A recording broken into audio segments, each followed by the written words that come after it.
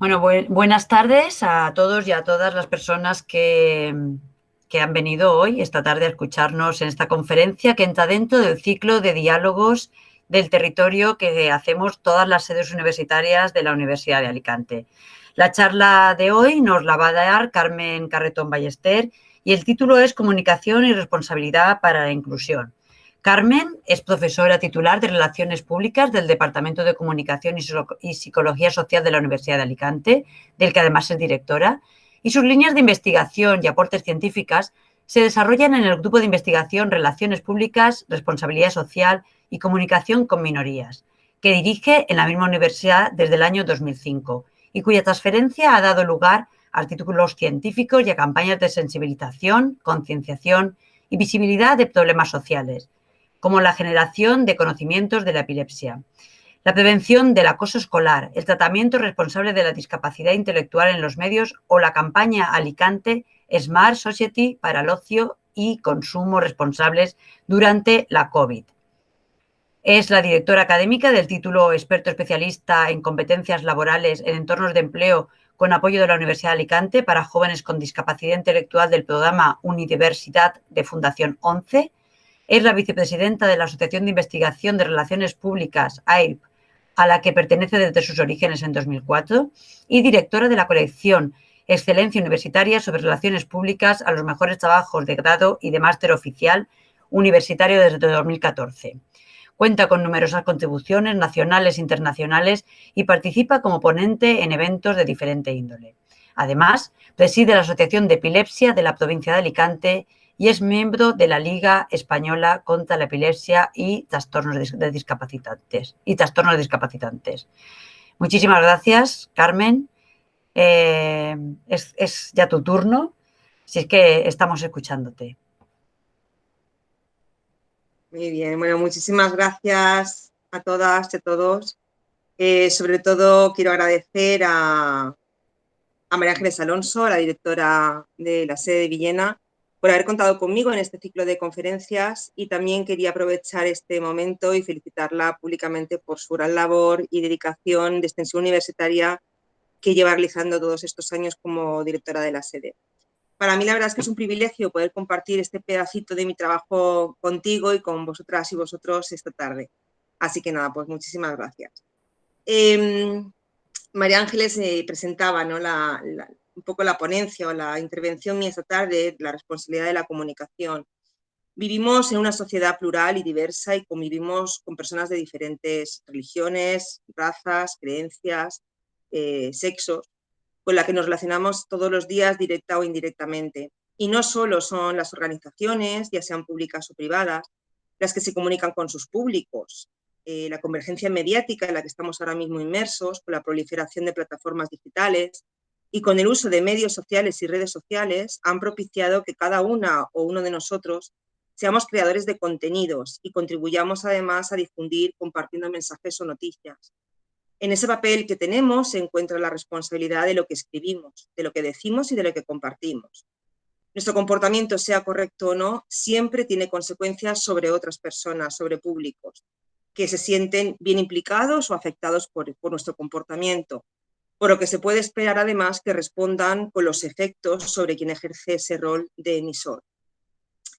Las organizaciones deben rendir cuentas desde su responsabilidad pública en el caso de los organismos gubernamentales, porque su naturaleza de ser es el servicio público. En el caso de las empresas, esta rendición de cuentas se marca en la responsabilidad legal. Pero el concepto de responsabilidad social trata de devolver a la sociedad todo lo que ésta le ha dado, y las relaciones públicas son la práctica de esta responsabilidad social. ¿Cómo nos comportamos con nuestros públicos? ¿Qué tipo de relaciones construimos con el entorno que nos rodea? ¿Qué venimos haciendo y qué más podemos hacer para contribuir a la sociedad en la que vivimos? En definitiva, esta responsabilidad ante los públicos es premisa fundamental de las relaciones públicas, y la comunicación es una herramienta imprescindible para construir estas relaciones responsables. Por tanto, no solo las empresas e instituciones deben actuar con responsabilidad y comunicar en consecuencia.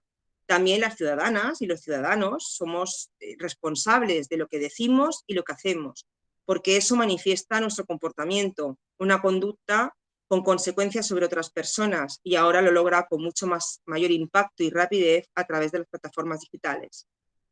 No hay mejor ejemplo que todos hemos vivido, hemos sido espectadores, también partícipes de la divulgación de noticias sobre la COVID durante pues, más de un año ya, desde que se decretara el estado de alarma.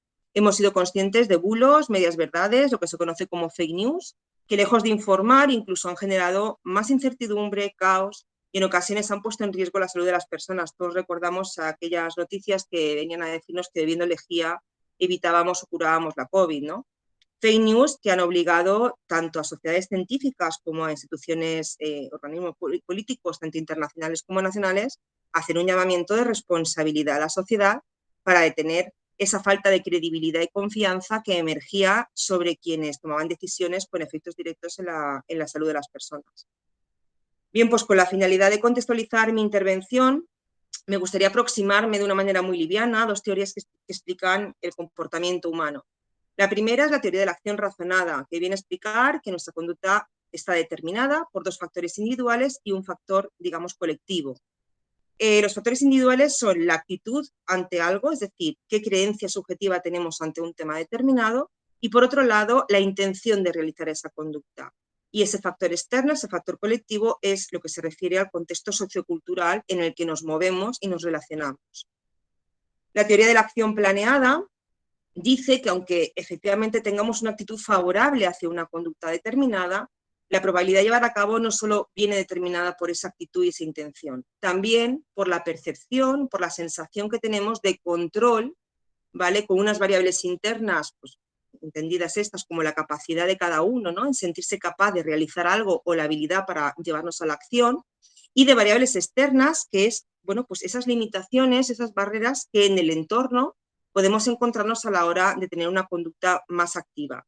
Por tanto, este control actúa directamente sobre esa conducta final que adoptamos, modificándola o inhibiéndola. De ahí que las conductas o los comportamientos sean situacionales, es decir, que dependan del contexto, del momento, de la situación, y que vengan determinados no solo por factores propios de cada uno de nosotros, también de factores exógenos, de ese contexto que comentaba. Y en el proceso de comunicación, el comportamiento del emisor, desde la perspectiva relacional, desde las relaciones públicas, debe atender al conocimiento sobre el concepto objeto de la comunicación, al uso de un lenguaje apropiado y correcto tratamiento sobre dicho objeto, atendiendo así a los públicos a los que les afecta, para conseguir esa creencia y esa cognición favorable hacia estos públicos. Por tanto, nos basamos en tres premisas: el concepto, el lenguaje y el tratamiento. Porque, como decíamos, esa conducta y nuestras palabras, tanto el comportamiento como los hechos y las palabras, tienen consecuencias en los públicos. La sociedad se conforma por muchos colectivos heterogéneos y plurales. Y un discurso, una noticia, un titular, sin este enfoque relacional, sin saber cómo afecta a los públicos, puede tener un impacto muy negativo. Y no porque nuestra actitud sea negativa, no porque nuestra creencia vaya en contra de ese tema o de ese colectivo o de esa noticia en sí, ¿no? Y tampoco porque tengamos una intención maligna sobre ese tema, sino porque muchas veces lo que ocurre es que nos falta conocimiento sobre problemáticas o necesidades de los públicos para abordar el concepto objeto de la comunicación, y eso nos lleva muchas veces a emplear un lenguaje inapropiado y hacer un tratamiento poco a favor de dichas necesidades, y muchas veces con consecuencias, bueno, pues que no solo no contribuyen a una correcta formación de opinión pública sobre un tema, sino que además perjudican a los públicos. Empezamos con ejemplos, ¿no? Con colectivos con discapacidad, y con un ejemplo que conceptualiza de manera muy gráfica lo que quiero abordar, ¿no? en la charla. En el año 1968, la Rehabilitation International convoca un concurso de diseño para crear la imagen de la discapacidad. La ganadora de este concurso fue Susan Caulfield, y ella, bueno, pues como vemos, bueno, pues aportó, ¿no? Este diseño, que es una persona sobre una silla de ruedas pero sin cabeza. Sin embargo, un año después, el icono es modificado por Carl Montan. Carl Montan agrega sobre el cuerpo un círculo para emular la cabeza del personaje. Tuvo una gran acogida por parte de la Organización Internacional de Normalización y también de la ONU, aunque aún así ha sufrido cambios a lo largo de toda su historia. Ambos logos se centran en la persona con discapacidad, tanto el del 68 como el del 69. En 2010, Sarah Hendren y Brian Glennie inician un proyecto, una campaña de arte urbano, que abre el debate social sobre el rol y la percepción que tienen las personas con diversidad funcional y el deber social que tenemos de garantizar el acceso completo de estas personas a todos los lugares, ¿no? Es decir, garantizar una mayor accesibilidad al entorno. Por tanto, se descentraliza el icono de la persona y entra en juego la sociedad, el contexto. En 2012, Sarah Hendren y su equipo diseñan la nueva evolución del icono, y la iconografía que todos conocemos es la silla de ruedas, bueno, pues que es la que lleva, ¿no?, a la persona. En esta nueva propuesta es la persona la que lleva la silla, dando un carácter mucho más activo al icono, ¿no?, de la discapacidad. En esta evolución, el icono sigue mostrando un problema de concepto.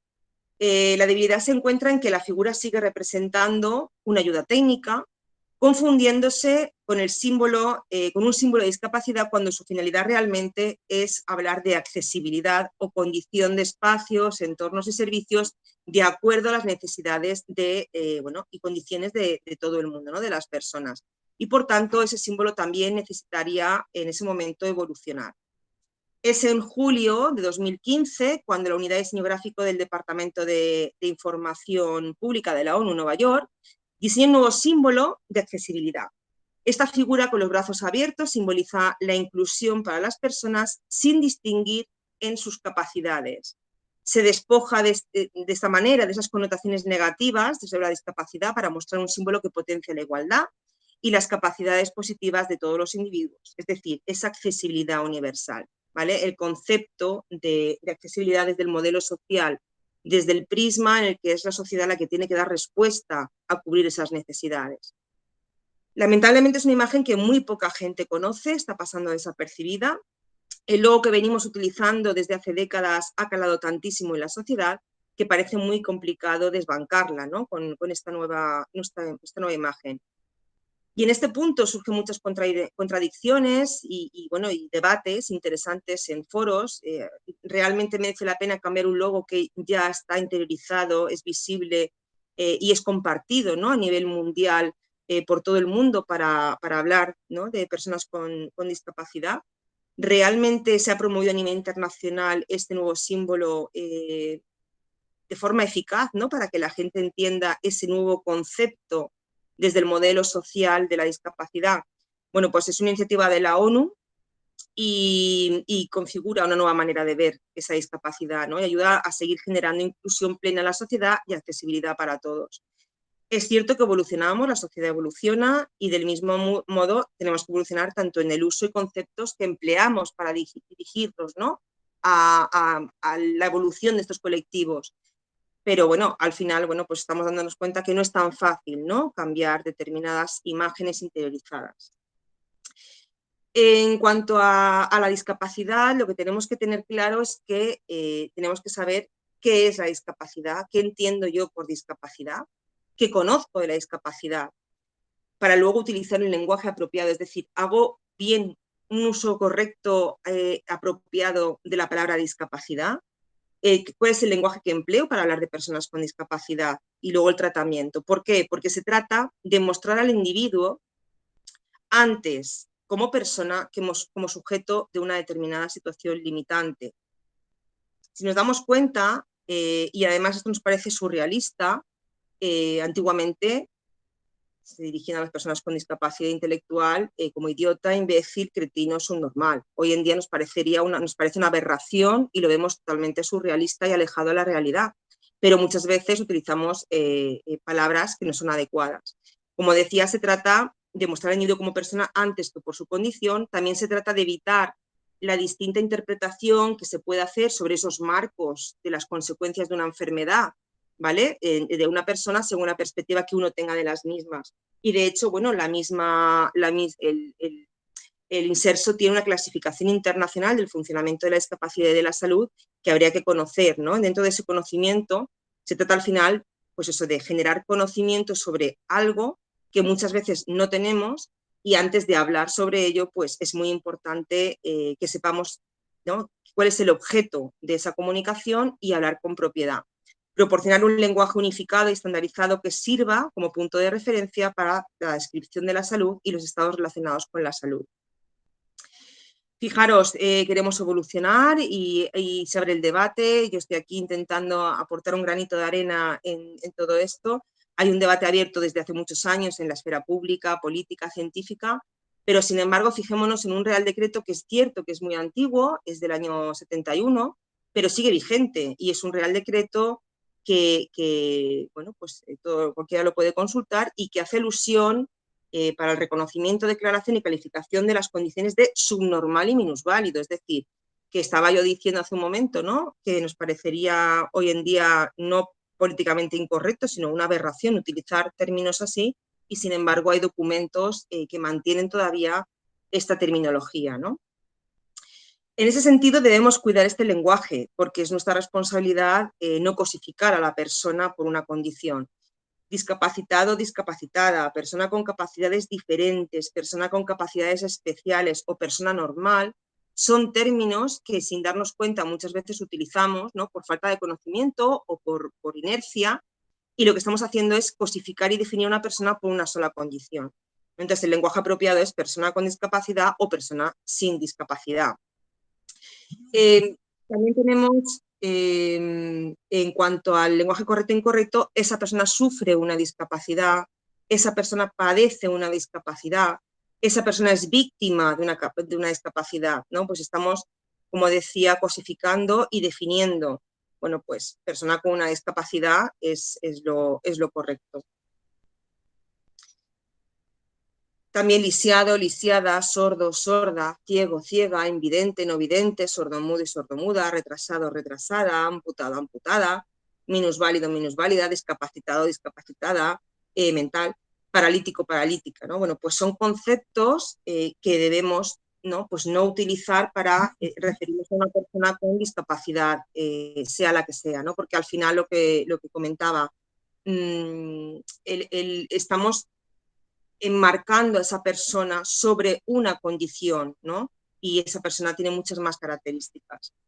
Fijaros en ejemplos, cuando ponemos en Google la palabra discapacitado o discapacitada, salen 160.000 resultados. Es decir, en las noticias encontramos esta jerga, que es un lenguaje incorrecto, ¿vale? Por ejemplo, el obispado de Solsona insta el desahucio de un discapacitado de una rectoría en Cervera, Israel derriba la casa de un palestino discapacitado, la acusada de estafar 138.000 euros a un discapacitado, la tutora de un discapacitado, es decir, vamos a ver, la tutora de un, que será un menor, o no sé, la acusada de estafar tanto a una persona con discapacidad, alega no saber, bueno, pues qué tiene que ver que tenga discapacidad o no que tenga discapacidad para ser estafado, ¿no? Creo que estamos cosificando y definiendo y centrando el centro de la noticia en una cuestión que es una condición, ¿no? Y además nos alejamos de los hechos realmente.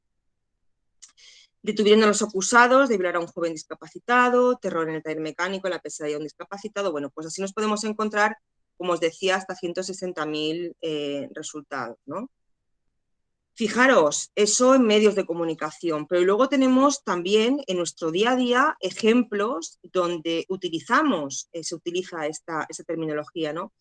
Esto es una señal de tráfico que está diciendo que atención, hay que circular pues como máximo a 20 kilómetros por hora, porque es una calle que es frecuentada por personas con discapacidad auditiva.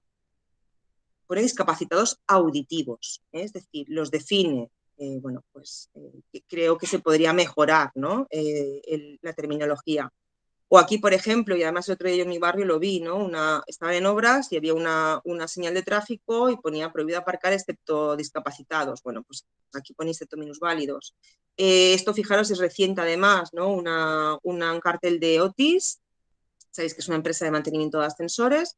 Bueno, pues viaja solo, salvo que acompañes a niños, ancianos o discapacitados, ¿no? Creo que vamos, pues se puede decir de muchas formas, ¿no? No definiendo a la persona. Por tanto, con el lenguaje es importante que intentemos utilizar el correcto, el apropiado, el adecuado, porque ese lenguaje que utilizamos tiene consecuencias y afectaciones sobre las personas, ¿vale? Una persona con discapacidad visual, una persona con discapacidad motora, una persona con discapacidad auditiva, con discapacidad intelectual, con discapacidad mental. Y saber además qué es cada una de ellas, ¿no? Porque mucha gente además incluso confunde discapacidad intelectual con discapacidad mental, ¿no? Creo que es muy importante ese concepto, el conocimiento que decía al principio, esa primera variable, para luego atender al lenguaje apropiado. El tratamiento se mide en las consecuencias sobre los públicos afectados, en cómo perciben las noticias o los mensajes y en el impacto que tienen sobre sus necesidades y problemáticas. Recordemos que decíamos antes que la actitud no lleva a la acción de manera directa, no nos lleva a comportarnos de una u otra forma, pero la intención, el control y el contexto son variables que tenemos que tener en cuenta desde la responsabilidad de nuestra comunicación. En el ejemplo de la discapacidad, pues teniendo en cuenta la definición de concepto de la OMS, que no es una definición que a mí me guste mucho, ¿no? Pero bueno, creo que hemos ido evolucionando muchísimo, ¿no? En lo que entendemos por discapacidad.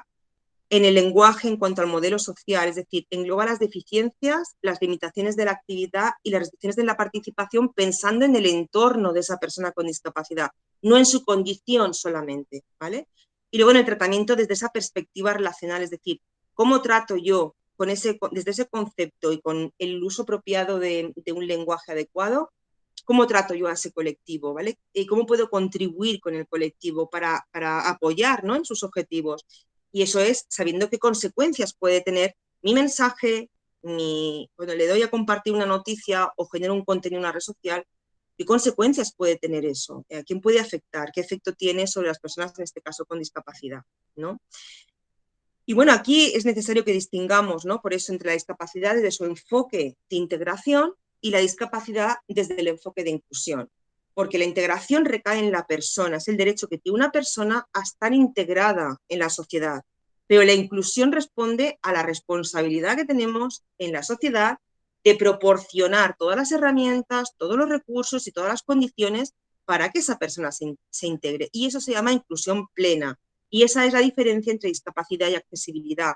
Por eso me gusta poner el ejemplo, ¿no?, del icono internacional de la accesibilidad, porque creo que ha mostrado esa evolución y esa evolución aún no ha calado, ¿no? Cuesta que eso llegue, pero bueno, yo creo que poco a poco se conseguirá. Ahí se encuentra el concepto de accesibilidad universal. El prisma desde el cual tenemos que mirar, ¿vale?, está en el entorno y no en la persona. Entonces, yo he estado buscando desde hace tiempo, ¿no?, los iconos que representan la discapacidad, los iconos que representan la accesibilidad. Son muy diferentes, pero todavía no hay un uso homogéneo y universal para ellos. Y es necesario, porque yo creo que igual que nos estudiamos para sacarnos el carnet de conducir, bueno, pues las señales de tráfico, ¿no?, y sabemos lo que significan, aunque a muchos se nos olvidan algunas, es importante. Esto es importante porque creo que es generar conocimiento y además hacer un uso adecuado, ¿no?, tanto de palabras como de imágenes. Aquí tenemos algún ejemplo. Tarjeta de estacionamiento para personas con discapacidad, y luego hay otra, bueno, pues de personas con movilidad reducida. Fijaros que, bueno, pues utilizan terminologías similares pero diferentes. Y luego, pues esto es un ejemplo correcto, ¿no? Este ascensor tiene prioridad, ¿no?, para personas con discapacidad, personas mayores, mujeres embarazadas y niños. Bueno, pues son ejemplos de uso apropiado y un tratamiento adecuado del lenguaje para dirigirse a ese colectivo. Con los colectivos con patologías pasa prácticamente lo mismo, ¿eh? Tendemos a utilizar una jerga muy reconocida en el ámbito sanitario. Es una jerga médica que en el ámbito de la salud responde a esa relación, a ese vínculo que se crea entre médico y paciente. Ese contexto del que hablábamos al principio, que ese factor exógeno, ese contexto marca mucho nuestro lenguaje, nuestro trato, nuestra relación. Por tanto, ese lenguaje entre médico-paciente se comprende. Pero quizás ese es el motivo, ¿no?, de que esta jerga la vayamos reproduciendo literalmente en la esfera pública y no caemos en que ese tratamiento y ese uso del lenguaje, bueno, pues puede tener connotaciones negativas en el ámbito social o a nivel social de la persona. Por ejemplo, la epilepsia. Bueno, pues epiléptico, epiléptica. Yo como asociación, a mí me llaman muchas veces, y es verdad que es que soy epiléptica o tengo un niño epiléptico. No definamos a la persona por una patología, ¿vale? Es persona con epilepsia. Mi hijo tiene epilepsia o le han diagnosticado epilepsia. Yo creo que no podemos definir, porque es que todo va a girar en torno a eso. ¿vale? Y es lo que creo que ocurre, que es que una cosa es el contexto médico-paciente y otra es el contexto social, en el colegio, en el trabajo, en el parque con amigos, en el restaurante comiendo con familia, es decir, el contexto tiene que marcarnos mucho también. También se utiliza la palabra autista cuando es una persona con un síndrome de espectro autista, diabético, diabética, persona con diabetes, Down, persona con síndrome de Down. Bueno, pues creo, ¿no?, que esa, digamos, reproducción de una jerga en ese contexto es una cosa, tiene un significado, pero en otro contexto pues puede tener connotaciones negativas. Fijaros, la epilepsia es una enfermedad además con una carga de estigmatización muy elevada, muy elevada. Todavía se desconoce mucho, hay muy poca investigación, y a pesar de que los colectivos, como grupos de presión, ¿vale?, asociaciones, federaciones, tanto de pacientes como de familiares, intentan difundir conocimiento para una efectiva inclusión de este colectivo, podríamos establecer una analogía con el Icono Mundial de la Discapacidad. Es decir, no llegamos a la opinión pública. Yo recuerdo un año que hicimos hasta un 10º de Lotería Nacional, donde ponía ahí cómo tienes que actuar ante una crisis de epilepsia, ¿no? Porque mucha gente no sabe cómo actuar. Y lo hemos hecho de diferentes formas, a nivel nacional, a nivel autonómico, a nivel local, desde asociaciones, bueno, poniéndonos de acuerdo, hasta en una final de Gran Hermano. Yo recuerdo que actuó David Bisbal y Mercedes Milá, bueno, pues nos hizo caso, y en ese momento de audiencia de Pride Time dijo cómo había que actuar ante una crisis de epilepsia. Es decir, que lo hemos intentado difundir de muchas formas, pero pasa eso, ¿no?, que no llega a calar en la opinión pública como debería. Y en ese lenguaje del modelo social, desde el modelo social que utilizamos de la epilepsia, pues una persona con epilepsia tiene limitaciones en su actividad y restricciones en la participación, pero tiene, como cualquier persona que tiene una patología, pues habrá cosas que puede hacer y cosas que no, ¿vale? Y tampoco, sin patologías también hay cosas que nos limitan, ¿no? Muchas veces estamos limitados a hacer muchas cosas. Yo no haría, por ejemplo, no sé, tirarme de un avión, ¿no?, con paracaídas. Te quiero decir que las limitaciones se encuentran en el entorno, ¿de acuerdo? Y dentro del tratamiento, desde esa perspectiva relacional, pues qué consecuencias tienen los públicos, qué efecto produce un mal tratamiento hacia este colectivo por mi parte como ciudadana o por parte de un medio de comunicación cuando escribe una noticia y se refiere al colectivo de una forma inadecuada. Hay que pensar los efectos que producimos. En cuanto al síndrome del espectro autista, pues pasa exactamente lo mismo. Hay que saber qué es el síndrome del espectro autista, conocer cuáles son sus necesidades, sus problemáticas, utilizar un lenguaje adecuado, ahora veremos algunos ejemplos, y el tratamiento, lo mismo. Bueno, pues qué consecuencias puede tener el que yo haga un comentario o publique una noticia o comparta, ¿no?, bueno, pues un hecho que en lugar de beneficiar perjudica al colectivo. Y en ese sentido, la función social de los contenidos que insertamos en la agenda mediática o en la agenda de nuestras redes sociales, desde la perspectiva social, es muy importante. ¿Qué papel tienen los medios de comunicación en la formación de opinión pública sobre la inclusión de personas con discapacidad o de personas con determinadas patologías? ¿Qué papel tenemos las o los usuarios de las redes sociales en esa generación de contenidos para construir, ¿no?, ese constructo social en torno a un colectivo con determinada patología? Pues es como todo. A veces esa frase de oh, yo no puedo hacer nada, sí podemos hacer muchas cosas. Al final los cambios requieren su tiempo, la evolución mucho más, pero todos tenemos nuestro granito de arena y podemos hacer muchas cosas. Y en ese sentido, la agenda de los medios colaboran a construir, ¿vale?, una realidad, amplían y nos modifican los temas, son mucho más receptivos ahora que antes a incluir en sus agendas temas que antes no tenían lugar, ¿vale? Pero sí que es verdad que todavía existe una parte muy poco trabajada por parte de los medios de comunicación desde esta perspectiva de sus relaciones con los públicos. Y es cuando yo escribo algo sobre un colectivo determinado, ¿qué efecto va a tener en mis públicos?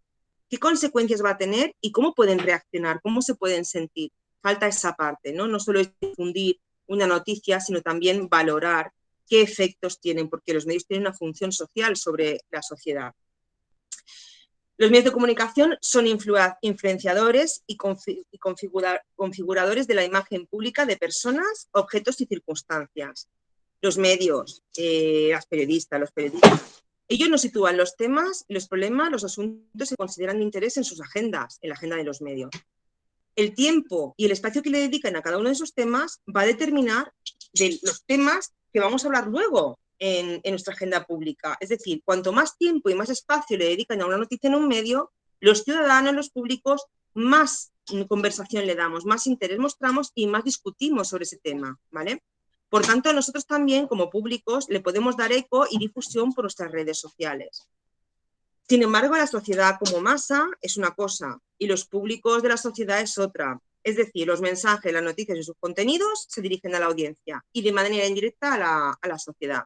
Pero no todos los públicos reciben como receptores esos contenidos, esos mensajes y esas noticias de la misma forma. Si yo padezco epilepsia, está clarísimo que hay mensajes sobre epilepsia que me afectarán más o me afectarán menos. ¿De acuerdo? Entonces, en función también de qué tipo de públicos seamos. ¿Por qué? Porque los públicos latentes son aquellos que se enfrentan a un tema concreto, a un problema, pero todavía no lo han reconocido, ¿vale? Es una cuestión que todavía no han reconocido, pero posiblemente en cuanto sean conscientes se van a enfrentar a él, ¿vale? Y se convierten en públicos activos, que son los que reconocen que existe un problema o hay un problema que les afecta directamente y ya están moviéndose, ¿vale? Ya muestran una conducta manifiesta para reaccionar y poner soluciones al respecto. Y luego están los públicos informados que reciben información ya sea buscándola o de forma pasiva. Yo estoy en mi casa comiendo, tengo la televisión encendida y me entero de algo. No lo he buscado activamente, pero sí la he recibido de forma pasiva. Y al final eso va interiorizándose. ¿Vale? Entonces, eso es importante porque ya sea cual sea, nosotros luego compartimos a través de esas fuentes de información, compartimos ese contenido en nuestro círculo offline, ¿vale? En casa, en el trabajo, con amigos, o también lo compartimos en redes sociales. Entonces, esto no solo significa que nuestro mensaje puede percibirse de manera diferente y producir consecuencias diferentes, también puede provocar comportamientos comunicativos muy distintos en esos públicos.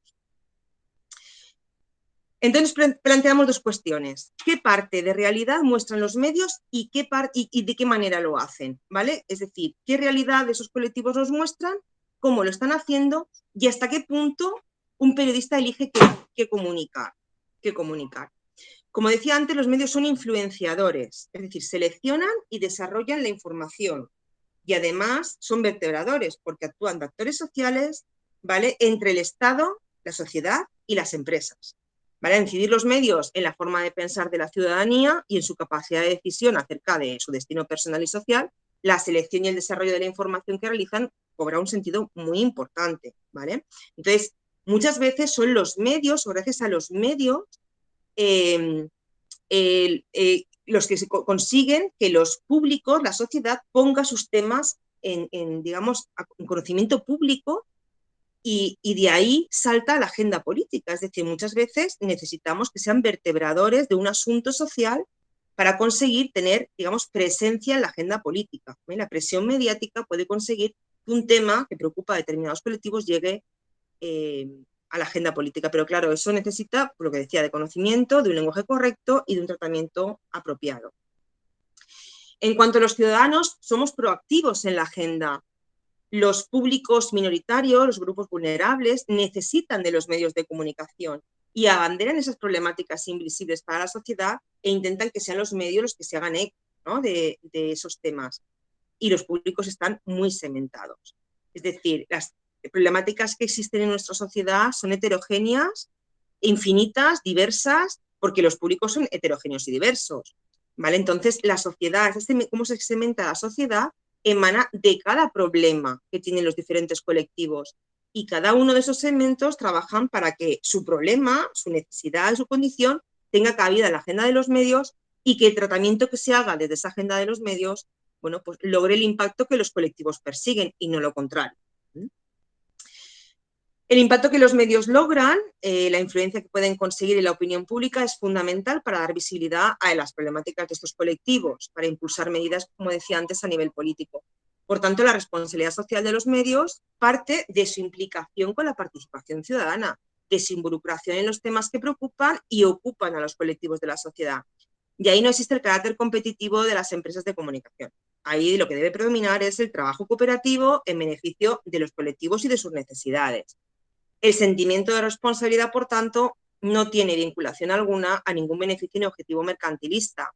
Y esta relación entre medios y públicos se encuentra en lo que yo denomino el nivel 1 de la responsabilidad social de los medios de comunicación, que es los medios difunden y visibilizan una problemática de un colectivo determinado. Los medios generan opinión pública sobre ese tema, ¿vale? Empiezan a construir y a formar opinión pública sobre ese tema concreto. En cuanto a las personas con discapacidad, fijaros, igual que he hecho ante la búsqueda con la palabra discapacitado o discapacitada, he puesto persona con discapacidad y, bueno, me ha alegrado ver que encontramos 1.300.000 entradas, con lo cual, bueno, pues duplica, ¿no? Incluso más a la palabra discapacitado. Digamos, ese resultado, bueno, pues indica que se usa más un lenguaje correcto que un lenguaje incorrecto, ¿no? Entonces, bueno, pues ese es el nivel 1, ¿no? ¿Cómo visibilizo yo a este colectivo? ¿Cómo hago el uso del lenguaje? ¿Cómo trato a este colectivo? Ese es el nivel 1, visibilizar, ¿no?, esa problemática. Dentro de estos ejemplos encontramos, por ejemplo, bueno, pues noticias en los medios de comunicación. Tenemos aquí ventajas fiscales para la empresa al contratar a personas con discapacidad, derechos sociales subvencionan los programas de vacaciones para personas con discapacidad, Renfe Atendo cambia su denominación a servicio de personas con discapacidad, es decir, que sí que es verdad que encontramos un tratamiento y un lenguaje apropiado, ¿vale?, de los medios de comunicación en Internet. En cuanto a la epilepsia, también encontramos ejemplos de un uso adecuado, medicamentos para la epilepsia, y dicen, bueno, pues mujeres con epilepsia, ¿vale? No dicen mujeres epilépticas. También todo lo que debemos saber sobre la epilepsia. Y aquí me choca, ¿no? Porque cuando hablo del nivel 1, que es difundir y visibilizar, en esa responsabilidad que tienen los medios de formar opinión pública, claro, cuando una noticia está capada bajo suscripción, realmente ese nivel 1 no se cumple. ¿Y por qué digo no se cumple? Porque lo que nos interesa es, digamos, generar conocimiento sobre un hecho concreto. Y además es un artículo que habla sobre todo lo que tenemos que saber, con lo cual entiendo que es un artículo que genera conocimiento. Pero si lo suscribo, lo pongo bajo suscripción, realmente yo no lo puedo compartir en redes sociales porque no tengo el acceso, ¿no? Entonces, al final, pues digamos que limitamos ese nivel 1 de responsabilidad. Hay un ejemplo aquí que habla sobre epilepsia, es un ejemplo que cumple a medias ese nivel 1, y digo cumple a medias porque este sí que está en abierto. Esto lo puedes leer detenidamente, puedes aprender muchísimo sobre, bueno, pues cuántas personas hay en España con epilepsia, pero sí que es verdad que utiliza sufren epilepsia, ¿no? Es como en negativo, con connotaciones negativas.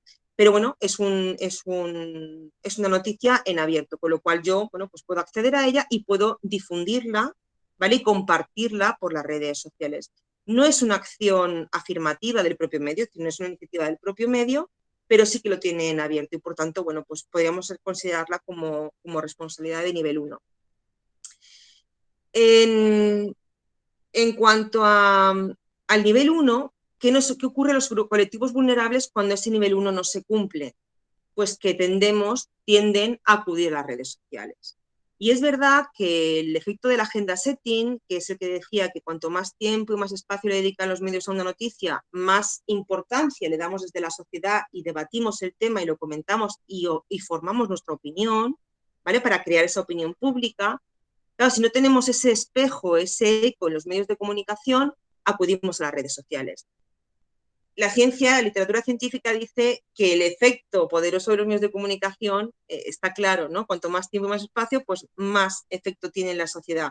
En el caso de las redes sociales todavía no hay estudios, pero sí que es verdad que lo que hace es unir, ¿vale?, a colectivos que defienden los mismos intereses, que tienen las mismas problemáticas. Entonces, bueno, pues las redes sociales, digamos que es una plataforma que ha ayudado a visibilizar, ¿no?, problemáticas y necesidades que a través de los medios pues no han tenido éxito, no han tenido su eco. En cuanto al nivel 2 de responsabilidad, es cuando, partiendo de ese poder y esa influencia que tienen como agentes sociales, prescriptores en esa construcción de opinión pública, el nivel 2 se refiere a la implicación por parte del medio en los intereses y problemáticas de los colectivos. Es decir, yo no solo busco el conocimiento sobre un determinado tema, un determinado asunto, un determinado colectivo, sino que además me implico con ellos para darle visibilidad, ¿no? Bueno, pues todos recordaréis seguramente, o no lo sé, un programa de televisión que se llama Amores que duelen, y sin emitir juicios de valor, que no viene al caso, era un programa que pretendía visibilizar con los testimonios de mujeres maltratadas el problema social de la violencia de género. Bueno, era una implicación activa, ¿no?, en buscar casos, buscar a mujeres que contaran su testimonio y pudieran ayudar, ¿no?, a otras mujeres. Ese es el nivel 2 de responsabilidad. No solo difundo, sino que además formo parte, ¿no?, del hecho para compartirlo y construir, ¿no?, algo en positivo. El nivel 2 de responsabilidad. Fijaros el ejemplo, ¿no?, todo lo que debemos saber sobre la epilepsia que comentaba antes. Cumple el nivel 1, pero como os decía antes, estaba suscrita. Por tanto, para mí esa falta de implicación indica pues, que no solo no cumple el nivel 2, sino que incluso también falla en el nivel 1.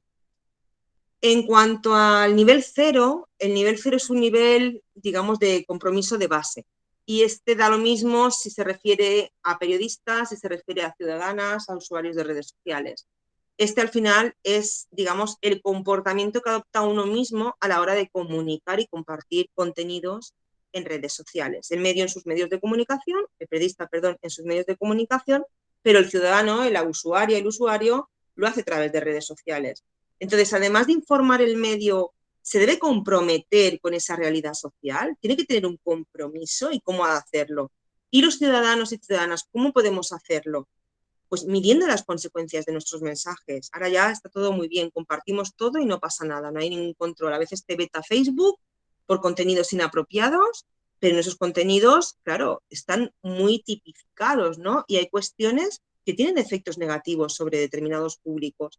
Por tanto, ese es el compromiso. El nivel 0 es la responsabilidad de cada uno en medir su conducta y medir los efectos que puede tener su discurso, su contenido o compartir, ¿no?, una noticia que puede afectar de forma negativa a un público. Por tanto, se trata de conocer a la sociedad y no como masa, sino como público, ¿no?, investigar esas problemáticas para cuando intervengamos hacerlo con conocimiento de causa. En ese nivel 0 pongo algunos ejemplos, ¿no? Cuando uno escribe ataque de epilepsia, ¿no? Cuando, bueno, pues desde las sociedades y asociaciones de pacientes con epilepsia se dice que no se dice de ataque, no hace muchos años que se dejó de decir ataque, sino crisis, ¿no?, por la tipología que existe sobre enfermedades de epilepsia. Bueno, pues se sigue utilizando, ¿no?, esta jerga. O esta, por ejemplo, que incluso va mucho más allá. Fijaros, esto es un ejemplo de ausencia de nivel 0, desde luego, donde no es que hablen sobre la epilepsia en sí, sino que hablan sobre una situación política y social complicada en España, bueno, pues creo que ya hace incluso 2 años de esto, o 3, cuando el propio, el que escribe, el escritor de esta noticia, dice Cataluña la epiléptica de España. Bien, utiliza una patología para digamos, contextualizar y describir un fenómeno político y social que está ocurriendo en nuestro país, en concreto, bueno, en Cataluña, ¿no?, con repercusiones nacionales, perdón. Bueno, pues esto provoca la reacción de los públicos. Es decir, las asociaciones de epilepsia a nivel nacional contactan con el medio de comunicación y le mandan un comunicado, bueno, pues diciendo, manifestando que entienden que sin intención, lógicamente, lo que decíamos antes, es verdad que no habrá intención de hacer daño, pero que se nota que no se conoce el contexto social de la epilepsia, esa estigmatización, los problemas que se tienen, cuando se refiere a una persona de esa forma epiléptica, epiléptico, ¿no?, pues qué connotaciones negativas puede tener, identificando un problema político y social en nuestro país con una patología, ¿vale?, haciéndole ver que las consecuencias de sus palabras, bueno, pues estaban consiguiendo estigmatizar mucho más la enfermedad, ¿vale?, por la opinión pública, y haciendo sentir vulnerable al colectivo que padece esta enfermedad, ¿no? ¿El medio qué hace? El medio, pues lo que hace la defensora del lector, al día siguiente, creo recordar, los 2 días, escribe un símil polémico, protestas por el uso del término epiléptico aplicado a un comportamiento social en un artículo sobre Cataluña. No se recibe una respuesta de disculpas o de rectificación, cuando en otras ocasiones sí que se han recibido, en este caso no. Por tanto, consideramos que como medios no han cumplido el nivel 1 ni el 2, no ha ayudado al colectivo, ¿vale?, de la epilepsia, pero tampoco el nivel 0. Al final, bueno, pues no ha habido responsabilidad ninguna y no han entendido que muchas veces esta terminología y esta, además, contextualización fuera de lugar, lo que hace es que perjudica mucho al colectivo, ¿no? Bien, pasa algo parecido en el 2017 con un artículo que se publica haciendo referencia al presidente del gobierno entonces, llamándole autista en la Moncloa. ¿Vale? Este artículo se publica en Noticias de Navarra y es una ofensa a la imagen social de las personas con TEA. Y así lo dice las propias asociaciones, ¿no? de síndrome de espectro autista en España. Y es decir, mandan un comunicado diciendo que ese uso inadecuado del término, bueno, pues como de la propia condición autista, ¿vale? Pues no hacen más que fomentar falsas creencias sobre el colectivo, dificultando además su inclusión en sociedad en igualdad de oportunidades. Es decir, que tiene repercusiones, ¿no? Ese comportamiento tiene consecuencias en otras personas y muchas veces es por desconocimiento, no tenemos intención. Pero si nos están diciendo, oye, mira, esto, ¿no? Pues está perjudicando al colectivo, siempre se puede rectificar, ¿vale? Y es lo que estamos pidiendo, porque la evolución es lenta y va pasando, ¿vale? Entonces, bueno, pues hubo una reclamación por parte de Autismo España con todas un poco las manifestando sus quejas, ¿no? Y la importancia que tienen los medios de comunicación colaborando positivamente a la inclusión social de las personas con TEA. Bien, sin embargo, en 2020 la noticia vuelve a salir y vuelven a utilizar, además, es incluso el mismo texto escrito por la misma persona. Es curioso, ¿no? Vuelven a repetir el mismo artículo con la misma jerga, ¿no? Dirigiéndose a un presidente del gobierno como autista. Es decir, utilizan una patología para insultar, desprestigiar, ¿no? Entonces, ese uso peyorativo, esa connotación negativa, al final lo que hace es que perjudica al colectivo, ¿no? Al que está haciendo referencia. Así pues, la responsabilidad en esa función social de los medios desde la perspectiva relacional puede medirse en 3 niveles. El nivel 0, que es el nivel de responsabilidad individual, ¿vale? Que lo tienen los periodistas, pero también lo tenemos usuarios y usuarias de redes sociales. Ese es mi comportamiento, yo soy queda y tiene consecuencias. El nivel 1, que es la responsabilidad social, que es la conducta del medio, que hace referencia a esa difusión, a ese dar eco y dar voz a colectivos que necesitan ser visibles y en ese trabajo que tienen los medios o esa función que tienen los medios de generar una opinión pública favorable, apropiada y correcta sobre un tema determinado. Y luego el nivel 2, que hace alusión a esa conducta individual y conducta del medio en cuanto a que se implican de una manera mucho más activa y se involucran en ese tema. No solo darle difusión, sino que además participan, ¿no? De manera activa para mejorar o contribuir a las necesidades problemáticas o objetivos de ese colectivo. Por tanto, ya para terminar, decir que tanto los medios como influenciadores y vertebradores de la opinión pública y la ciudadanía en nuestro papel de creadores de contenidos o difusión de noticias debemos comunicar de manera responsable. Los medios, los periodistas, las periodistas contribuyen a eliminar el estigma, a normalizar, al logro de los objetivos de los públicos que están, ¿no? A los que se hacen referencia las noticias, contribuyen a generar conocimiento, a eliminar mitos. Como vertebradores, contribuyen a formar opinión pública, a ubicar los temas en la agenda política. ¿Cuántas políticas públicas, ¿no? Han surgido de ese eco mediático, ¿no? De la gente reclama algo, los medios hacen eco y la agenda mediática hace que, bueno, pues se plantee, ¿no? Se llama el efecto de la agenda building, cómo pasa ese tema a la agenda política, ¿no? Para darle una solución real.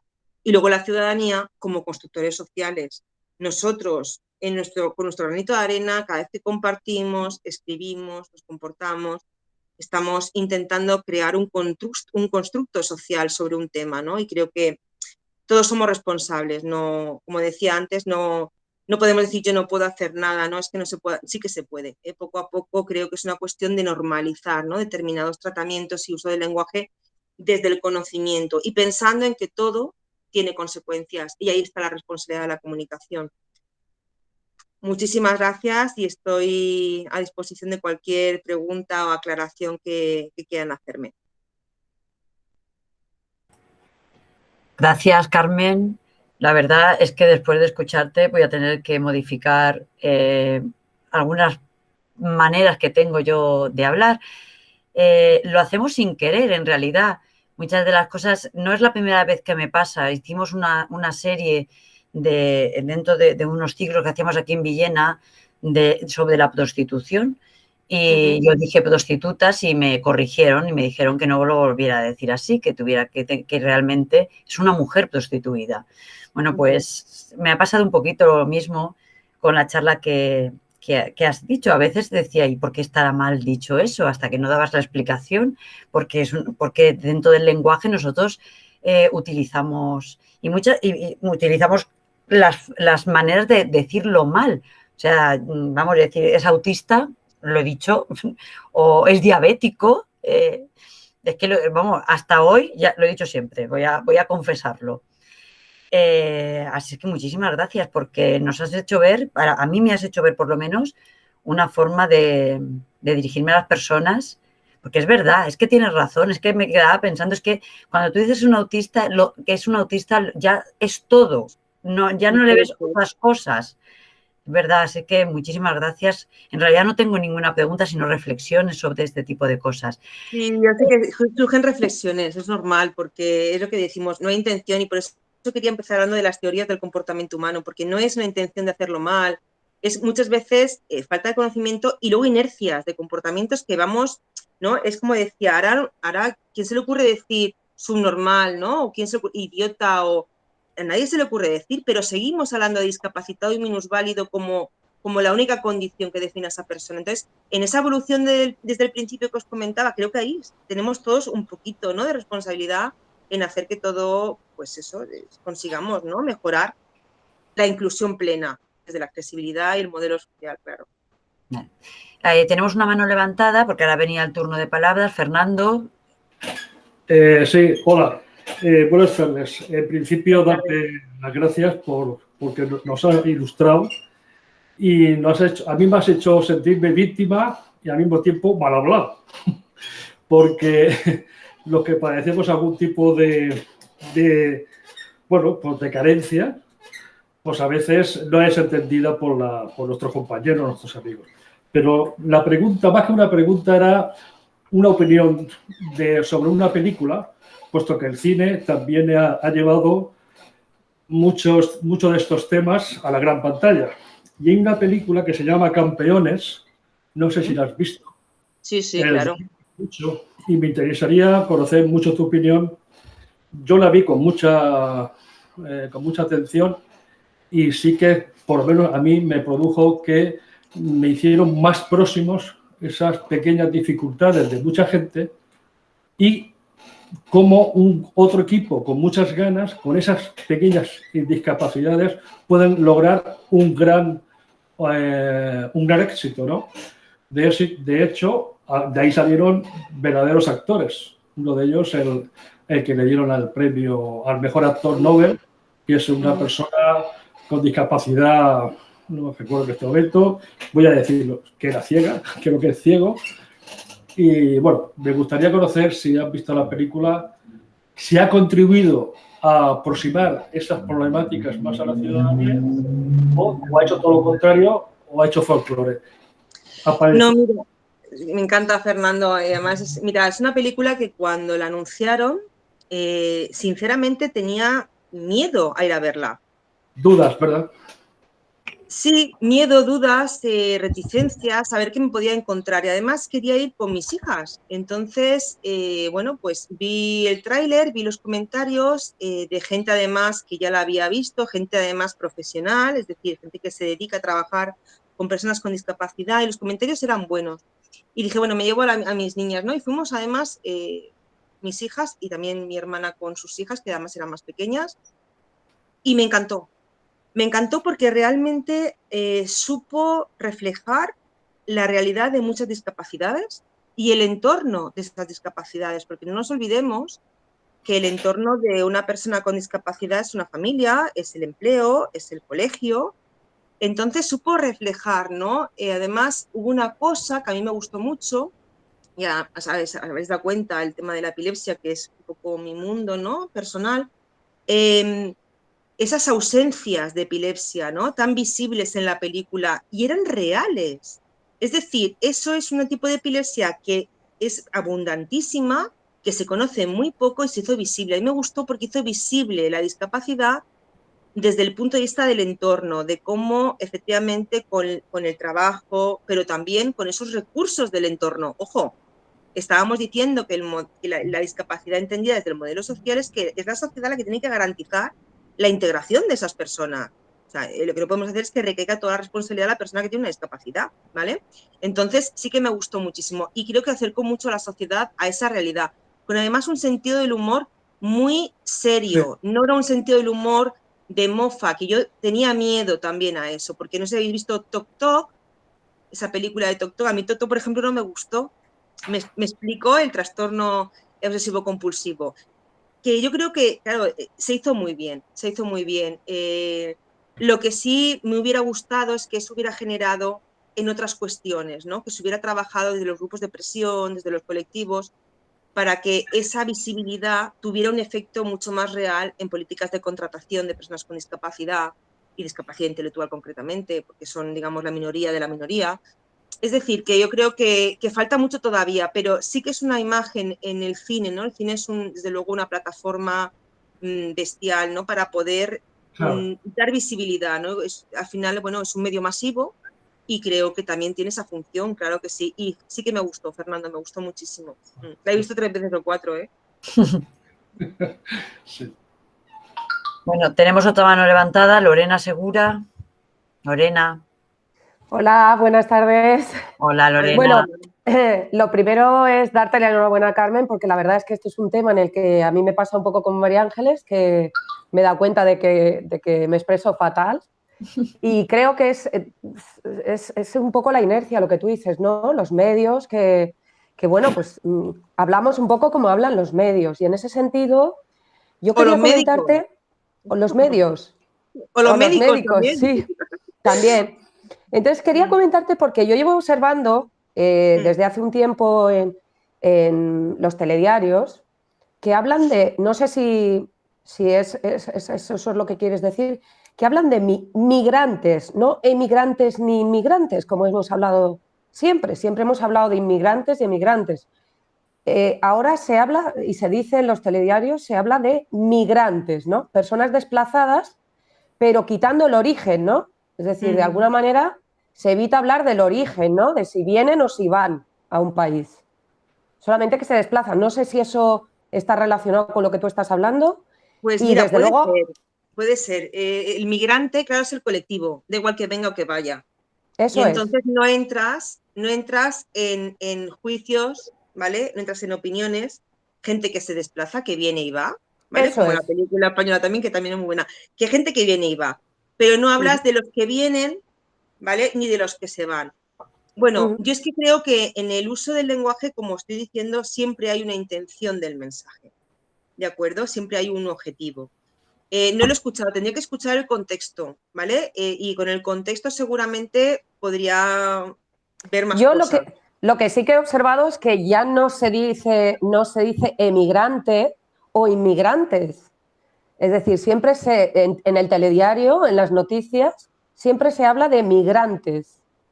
Entonces, claro, yo busqué el significado porque me llamaba la atención, porque nunca había escuchado esa palabra hasta hace no demasiado tiempo, ¿eh? No sé cuánto tiempo se iba utilizando, pero, y claro, busqué y ponía personas que se desplazan. Pero claro, yo creo que es un poco para evitar esos prejuicios, a lo mejor también las fobias que hay. Entonces entiendo que igual viene por ahí, porque escuchándote a ti, a mí me llamó la atención que no se utilizara la palabra inmigrante o inmigrante, pero ahora escuchándote a ti quizás venga por ahí, porque a lo mejor quieren evitar esos prejuicios. Cualquier connotación negativa. Sí, efectivamente. Yo estoy, a ver, no, me puedo adelantar, pero el contexto es importante para intentar hacer una interpretación más objetiva, pero sí que puede venir por ahí. Muchas veces el lenguaje está muy medido, medido. Otras veces no, pero muchas veces sí. Pues yo creo que ahí los medios de comunicación son vitales, porque nosotros un poco repetimos esa forma de expresarnos y no nos paramos muchas veces a pensar en ese tipo de cosas. Yo, por ejemplo, hace poco hice un curso en la universidad sobre un poco, creo que Mariela también lo ha hecho, un poco pues para materiales accesibles, ¿no? Preparar contenidos accesibles. Y la verdad es que son detalles muy pequeños en los que no caemos porque realmente no lo pensamos, pero que con muy poquitas cosas se facilita mucho a los demás, ¿no? Y es Claro. desconocimiento absoluto, realmente. Sí, sí, totalmente, totalmente. O sea, está claro que tú a un chaval de 18 años que tiene una discapacidad intelectual, él no te dice, yo soy discapacitado.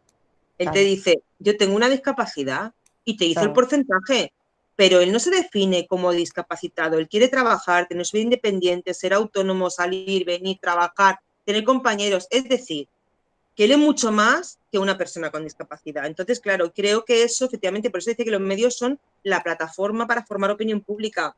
Pero aún Fundamentales. así, las redes sociales están compitiendo en esas plataformas digitales y somos muchas veces los que compartimos noticias, Lorena, que no deberíamos compartir.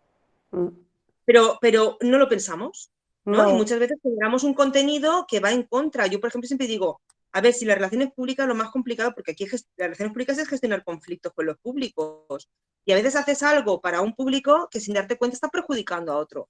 Entonces hay que medir muchas veces. Yo recuerdo, mira, no sé si sabéis lo de los perros que detectan las crisis de epilepsia, que bueno, en Alicante tenemos 8 perros ya adiestrados que diagnostican la epilepsia antes de que tenga que sufra la crisis de epilepsia. Y yo recuerdo que se generó en Madrid, en el metro, pues un debate muy serio entre las asociaciones de pacientes con síndrome del espectro autista y las asociaciones con patologías como esta que necesitaban de un perro en el acompañamiento de su día a día, porque este perro va a clase, con el niño es el niño, va al trabajo, es decir, ese perro es un perro guía, es lo mismo, ¿vale? Pero se llaman de asistencia de alerta médica. Y claro, y pues se pusieron las manos en la cabeza. ¿Por qué? Porque hay niños que tienen el síndrome con síndrome del espectro autista que los perros les dan miedo. Claro. Claro, es decir, que una cosa que puede ser bien para un colectivo puede perjudicar Para a otro. otro Así que no. buscar un término intermedio. Dijeron, bueno, pues el último vagón que sea solamente, pues perfecto, si soluciones siempre hay. Es Soluciones siempre hay, conocerlas. pero es falta de conocimiento muchas veces, ¿no? Y de cómo tratas, de conocer cuáles son las problemáticas, porque yo me acuerdo que se generó un debate en redes sociales muy feo, de la gente opinaba sin saber, haciendo daño a la gente, ¿no? Pues nada, pues no sé, pues no, vamos a ver, es que tenemos que entender que nuestras palabras tienen consecuencias y están afectando a un colectivo, por mucho que tú te venga muy bien a ti tu perro, ¿no? Entonces hay que ponerse en ese lugar y saber utilizar el lenguaje, el tratamiento, desde el conocimiento, porque claro, si no sé lo que es la discapacidad, es lo que es, ¿no? El síndrome del espectro autista, pues claro, me pierdo, lógicamente. Claro. Pues muchas gracias, muy interesante, Carmen. De nada, cariñete. Bueno, a ver si hay alguna otra pregunta. ¿Alguien quiere hacerle alguna pregunta a Carmen? Bueno, pues si no hay más preguntas, darte las gracias. La verdad es que ha sido una charla súper interesante. Encarnación Jimeno te da las gracias también en el chat. A vosotras, gracias, a vosotros. Un placer, de verdad. Hemos grabado la charla, así es que la subiremos también a nuestras redes sociales para las personas que no han podido venir. Porque una de las personas que sí que ha querido venir, pero estaba en pleno, era la concejala de Bienestar Social de aquí del Ayuntamiento de Villena, Alba La Serna, que es conocida tuya, y que me ha escrito diciéndome que no podía venir porque estaba en el pleno, pero que sí que le gustaría escuchar. Así es que la subiremos a la red. Bueno, muchísimas gracias a todos y a todas por... Enhorabuena por la charla, te dice Mariela. Sí. Y muchísimas gracias. Vale, un saludo, muchas gracias a vosotras. A vosotros, gracias. Hasta luego.